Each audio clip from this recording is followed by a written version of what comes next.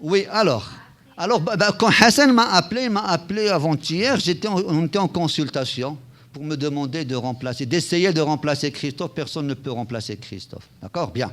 Et donc, j'avais un patient en consultation. Et c'est ce patient-là dont je vais vous parler. OK? Allez. Alors, c'est une fillette, Selma, yak.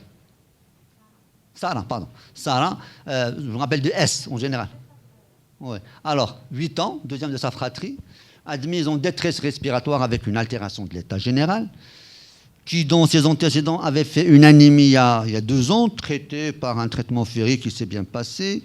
Dans son entourage, on ne retrouve pas de contact tuberculeux, on ne retrouve pas de terrain atopique ni chez elle, ni dans sa fratrie, ni chez ses parents. Il a un frère jumeau qui est diagnostiqué diabétique depuis 2 ans. Et puis, c'est une enfant qui est parfaitement et correctement vaccinée. Et ça, on l'avait sur le carnet de santé. Sur le carnet de vaccination, comme tu dis, Rachida. Alors, 2 mois avant son admission, donc, il a commencé à faire un amaigrissement qui n'a pas été chiffré. Il a été progressif. Il a été anorexique. Il présentait une toux sèche, essentiellement matinale, mais toute la journée également. Installation par la suite d'une gêne respiratoire qui s'installait, qui s'aggravait progressivement, qui était à l'effort au début, puis après qui est devenue permanente. Il n'a jamais fait de fièvre pendant ces 3 mois et il n'avait jamais eu de sueur nocturne. Alors, à l'admission, l'enfant avait donc un amaigrissement chiffré à moins une déviation standard 0.5, une taille normale, une saturation quand même à 85 à l'air libre. Et l'enfant était chez elle. Alors, après le mise sous oxygène, on est monté à 92. Il y avait un murmure vésiculaire qui était bien perçu, pas de râle pulmonaire, pas de signe d'hypertension artérielle pulmonaire, et le reste était normal. Donc, au total, c'était quoi? C'était un enfant de 8 ans, admise pour une détresse respiratoire d'installation progressive, qui dure dans le temps, ça fait 3 mois, dont la saturation était de 85, contexte apéritique, et puis, donc, avec une protrusion sternale, ce qui, donc, pour moi, d'accord, et pour le docteur Msnawi qui s'occupe de cette patient-là, qui a fait d'ailleurs le diagnostic, on a trouvé une protrusion sternale, donc ce qui veut dire que ça durait avant 3 mois. En 3 mois, on ne fait pas une déformation et on n'entame pas un hypocratisme digital. Donc ça remontait à plus longtemps. Alors, qu'est-ce qu'on a évoqué? Bon, comme vous tous, on a évoqué un asthme, une séquelle d'infection pulmonaire, une pneumopathie à mycoplasme, une pneumopathie d'hypersensibilité, une tuberculose pulmonaire, une fibrose idiopathique, une hémosidérose, et tout le reste, les maladies cardiaques, et le tralala. Ben, qu'est-ce qu'on a fait? Alors, on a fait, une radiographie pulmonaire. Ben voilà notre radiographie pulmonaire. C'est bon? On y reviendra. Ben, on ne va pas tricher. J'ai jamais triché de ma vie, encore moins aujourd'hui devant vous, et je vous dirais que la patiente est venue avec un scanner. Sarah Hamzian, d'accord? D'accord? Et on a vu son scanner. Abid billati ad nshoufuha. Aïe, Goli à la radio, vas-y. Parce qu'il y a à dire à la radio. Comparez la poche à air gastrique et les poumons. La poche à air gastrique est plus sombre que le poumon, donc le poumon n'est pas très clair. Donc, le poumon, il y a une diminution de transparence du poumon, donc il y a quelque chose dans le poumon, donc on va voir. Alors, on affine les choses. Interstitiel, allez, on affine, c'est ce que je vous disais qu'il interprétait bien. Ben voilà, la preuve. Allez. Voilà. Alors, le scanner. Je vais vous étonner avec les scanners du jour où Hassan m'a appelé au téléphone. Hein. Voilà le scanner. Voilà le scanner. Voilà le scanner. Voilà le scanner. Donc, d'habitude, je fais les coupes en descendant. Voilà les coupes frontales. Et voilà les coupes. Bon, alors, qu'est-ce qu'on a fait? Et voilà, on revient au poumon pour ceux qui n'avaient pas vu, parce que si vous m'aviez dit il n'y a rien, j'aurais passé et je vous aurais remontré le cliché. Et la simple chose, c'est de voir que, regardez, la poche à air gastrique est beaucoup plus aérée que le poumon, alors que le poumon est un organe aéré. D'accord? Bien. Donc, qu'est-ce qu'on a fait? Ah ben, Nada a refait son interrogatoire. On a fait un bilan biologique qui montre numération normale, pas d'hyperleucocytose, pas d'anémie, CRP négative, procalcitonine négative. Il n'y avait pas de processus inflammatoire, il n'y avait pas de processus infectieux. Bon. Alors, Nada a refait son interrogatoire. Donc, on a demandé encore, on a insisté, parce que c'était l'interne qui a fait l'interrogatoire. Maintenant, c'est la jeune pneumologue qui a posé la question sur la tuberculose, l'entourage, le terrain allergique, les toxiques. Et à la dernière question, on a ça. Notre chère Sarah avait, quand même, depuis 2 ans, 15 perruches, 2 pigeons migrateurs et un perroquet gabonais. Et en venant en voiture tout à l'heure, Nadine me disait qu'elle mettait ces petits perroquets sur la joue et les embrassait. Et donc, nous avons pensé, bien sûr, voilà, il nous a même envoyé des photos de son arsenal, de son zoo à domicile. Regardez. Tout ça, c'est ça, elle. Ce n'est pas des photos d'Internet, hein. C'est les photos de notre patiente. À défaut de vous montrer ma patiente, je vous présente ces perroquets. Voilà. Alors, bon, pour nous, c'était une pneumopathie d'hypersensibilité. Bien. Alors, on a traité, on a refait notre scanner. Voilà le scanner où on voit encore de l'interstice. Il y a qu'à Abid. Il y a encore de l'interstice, mais moins important que le précédent. Et c'est un scanner qui a été fait après traitement. Donc, après son bolus de corticoïdes. Alors, bilan radiologique, je vous l'ai montré. Donc, on fait un lavage broncho-alvéolaire. On voit que c'est une prédominance de globules blancs plus que de cellules épithéliales et qu'au sein des globules blancs, on a une prédominance lymphocytaire à 65% de lymphocytes et on a une chute du rapport CD4 sur CD8 qui devrait être aux alentours de 1. Il est à 0,8. Alors, remaniement inflammatoire, bien sûr, pas de granulome tuberculeux, pas de signe de malignité, et donc une prédominance lymphocytaire qui nous oriente vers une pneumopathie d'hypersensibilité. Donc, comme vous le savez, on va revenir sur les mécanismes physiopathologiques de cette pathologie. Alors, la bronchoscopie avec ce syndrome inflammatoire, comme vous voyez donc en haut, à la bifurcation, bon, à la carène pratiquement, tout est rouge, tout est inflammé. Alors, les coupes de notre pathologiste, bon, comme moi je ne sais pas les lire, mais bon, par honnêteté, je vous les présente. Moi, il me dit que c'est une prédominance lymphocytaire avec les colorations spéciales. Alors, on fait des dosages d'immunoglobuline G pour les lésions aspergillaires qui peuvent accompagner une certaine alvéolite extrinsèque qui était négative. Par contre, les précipitines IgG pour les éleveurs d'oiseaux étaient positives. Et nous le voyons ici sur le qui nous est parvenu. On a traité avant de recevoir le traitement parce que c'est parti, ça n'a pas été fait au Maroc. Donc, avant qu'on ait les résultats, on a démarré notre traitement. Parce que nous allons voir quels sont les critères diagnostiques pour une pneumopathie d'hypersensibilité. Donc, éleveur d'oiseaux confirmé. Alors, on fait d'autres bilans, donc l'immunoglobulines totale. On est contrasté par des IgE, d'accord, qui sont élevés. Donc, alors que le mécanisme ici, ce n'est pas IgE médié, c'est IgG médié. Et nous allons voir tout à l'heure. Alors, nous allons traiter par un bolus, donc on fait un bilan, on élimine d'autres diagnostics, BK négatif dans le lavage, quantiféron négatif, PCR et GèneXpert négatif, sérologie HIV négative, multiplex respiratoire. On a mis en évidence des germes de colonisation par Staphylococcus haemophilus. Alors, c'est des examens qu'on a réalisés avant d'entamer le traitement, et donc, un examen fondamental. Malheureusement, on a fait uniquement une exploration fonctionnelle respiratoire avec un syndrome restrictif très important. Regardez, bon, Rachida, je sais que tu connais très bien. Donc, cette courbe-là, on a l'impression que l'enfant ne souffle pas bien, mais lorsqu'on va voir sur les capacités, on ne prend que les volumes, on est pratiquement à 21% de la capacité vitale fonctionnelle. D'accord ? Un syndrome restrictif sévère, vraiment très sévère. Nous allons voir son évolution avec le temps. Alors, échographie pour voir la fonction cardiaque qui était normale. On avait fait le bilan infectieux, donc on a traité.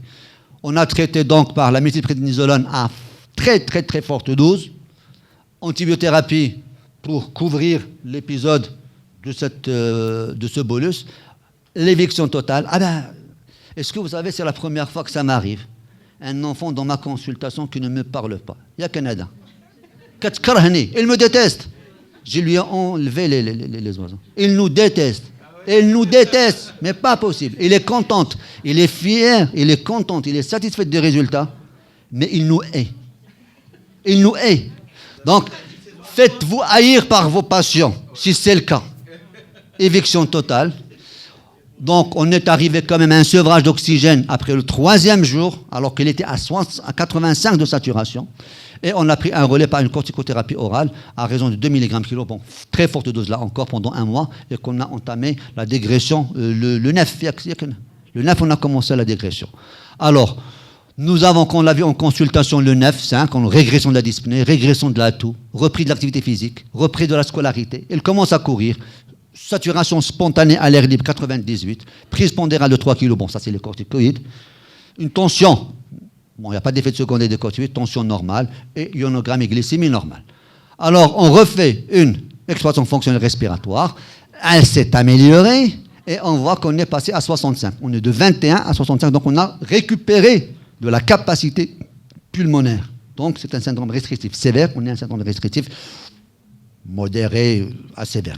Okay. Alors cette fois-ci, on a pu faire un autre élément qui est important pour nous, c'est la diffusion du monoxyde de carbone, et on est à un taux de 70%. On dit qu'ils sont sévères entre 65 et 70, modérés entre 70 et 75, normal au-delà de 75. On est dans un état de modéré, donc un défaut de diffusion modéré chez elle. Alors, scanner du 24, scanner du 29 après bolus de corticoïdes, et le scanner du 9 qui, d'après le radiologue, est strictement normalisé. Madame Chat, ne te tromperai pas, il n'y a qu'un ML. Donc, sincèrement, on en est. C'est pour ça que j'ai préféré vous le présenter. J'étais tellement content le jour où Hassan m'a appelé pour le partager avec vous, ce cas-là. D'autant plus que c'est une pathologie très, très, très, très, très rare. Alors, pour vous parler de ces pathologies, donc je vais faire 4-5 petites plaques, juste pour vous rappeler, j'ai le temps. D'accord. Trois petites, quelques plaques, je ne vais pas dire le nom. Non. Alors, elle est appelée aussi alvéolite allergique extrinsèque. Alors, il n'y a pas beaucoup de cas. Depuis 1960, il n'y a que 200 cas recensés chez l'enfant. Oui. Attends. Ça ne veut pas dire que ça veut dire que c'est encore sous-diagnostiqué. C'est encore sous-diagnostiqué. Donc, pensez-y. Si on n'avait pas posé la question, on ne se serait jamais rendu compte. Donc, uniquement 200 cas confirmés, publiés. Alors, l'incidence serait de 4 cas pour 1 million d'enfants. L'étiologie aviaire est la plus fréquente chez les enfants. Chez l'adulte, c'est les professionnels. C'est l'agriculteur, c'est le fermier, d'accord ? Et chez l'enfant, c'est en général l'environnement domestique et plus précisément l'aviaire, c'est-à-dire les oiseaux. Alors, c'est une pathologie de l'enfant, concerne l'enfant, alors qu'avant, on considérait que c'était uniquement l'adulte. Alors, dans une revue générale de 190 cas dans la littérature, donc c'est la plus grande revue de littérature qui a été publiée à nos jours, nous avons les étiologies sont en général les oiseaux chez l'enfant, d'accord, sur 121 cas, sur 190 d'origine aviaire chez l'enfant. Donc, retenez que c'est les oiseaux. Donc, posez la question, est-ce que vous avez des chats et des chiens ? Il faut rajouter, est-ce que vous avez des oiseaux ? On laissera tomber les tortues, mais bon, on rajoutera les oiseaux à nos chiens et à nos chats. Alors, sur le plan clinique, la toux est présente dans 86% des cas. Elle était présente chez notre patiente. La dyspnée d'effort, 96%, elle était présente chez notre patiente. La dyspnée au repos, c'est 56% présente chez notre patiente. La perte de poids, aussi l'amaigrissement, 67% présent chez notre patiente. La fièvre, 60% des cas, notre patiente était apéritique. Et sur les signes cliniques, on n'a pas trouvé de crépitation. Peut-être qu'on ne sait pas ausculter. Peut-être qu'on n'a pas bien ausculté, qu'on était tellement impressionné par les images, que peut-être qu'on n'a pas su ausculter. Donc, ce n'est pas exclu. Et l'hypocréatine digitale, présent. L'hypoxie était présente. Alors, sur l'environnement agricole, c'est les pathologies de l'adulte et c'est le poumon de fermier. Et nous avons le foin, le fourrage, la paille, les céréales, le fumier, tout ça. Mais chez l'enfant, c'est essentiellement l'hypersensibilité domestique, c'est les alvéolaires, les alvéolites aviaires domestiques, tourterelles, perruches, les inséparables, les perroquets, donc tout ceci, et qui représente pratiquement les 2/3 minimum de ces pathologies d'hypersensibilité pulmonaire. Alors, sur le plan physiopathologique, c'est assez, je dirais pas que c'est assez compliqué, c'est mixte. Nous savons que l'asthme, que l'urticaire, que la rhinite, c'est de l'hypersensibilité immédiate, c'est IgE médié. Là, c'est complexe, parce que nous avons à voir, d'abord, c'est une exposition à des agents extérieurs, c'est ce qu'on appelle alvéolite allergique extrinsèque, à des facteurs étrangers. C'est une exposition prolongée. On peut avoir une prédisposition génétique et il faut différencier le fait qu'il y a une pneumopathie d'hypersensibilité aiguë et chronique. Et le phénomène physiopathologique est différent. Alors, pour l'aigu, on a des titres élevés de précipitine. On l'a trouvé chez notre patient. C'est des IgG. Ce n'est pas des IgE. Donc, des IgG, en fait, c'est des anticorps qui vont se lier à des antigènes, formant ainsi des complexes humains. Donc, c'est le type 3. C'est l'hypersensibilité de type 3 qui va atteindre les bronchioles en phase initiale, à la première partie chronologique de la maladie. Par la suite, quand la maladie va durer, cette exposition va faire appel à des lymphocytes. Donc une sollicitation lymphocytaire, et on va tomber dans une sorte d'hypersensibilité à médiation cellulaire, c'est le type 4. Et en fait, dans la pneumopathie d'hypersensibilité, c'est un double mécanisme. Type 3 de Coombs et type 4 de Coombs, qui sont tous les deux associés. Alors, c'est ce que vous voyez ici, donc on va se répéter. Alors, on a fait une étude de la bibliographie, on a retrouvé les critères diagnostiques. Je vous ai dit qu'on a donné des bolus avant qu'on fasse les précipitines, qui pour nous ne sont pas obligatoires pour le diagnostic. Alors, les 5 critères majeurs, et il faut avoir les 4 premiers sont déjà suffisants. C'est des symptômes respiratoires compatibles, donc des tines, toux, dyspnée, crépitant, dyspnée d'effort, ainsi de suite. Et une preuve d'exposition antigénique retenue soit à l'interrogatoire, soit les parents vont vous le dire, soit par la présence de précipitines si vous les trouvez sur le sang, soit par des prélèvements au niveau de l'environnement de l'enfant. L'alvéolite lymphocytaire au lavage broncho-alvéolaire, la diminution de la diffusion du monoxyde de carbone, et enfin une imagerie compatible. Donc, 4 de ces critères peuvent vous faire le diagnostic.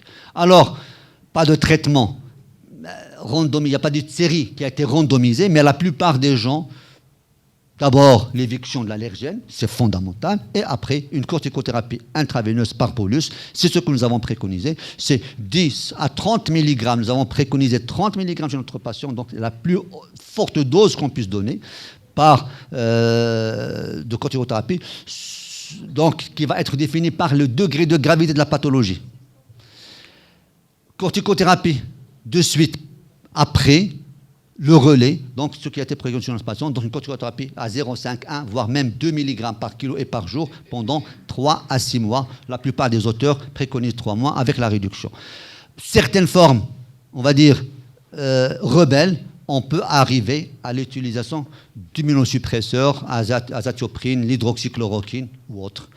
Je pense qu'on a terminé. Merci. Donc j'ai partagé ça avec vous parce qu'on l'a vécu cette semaine.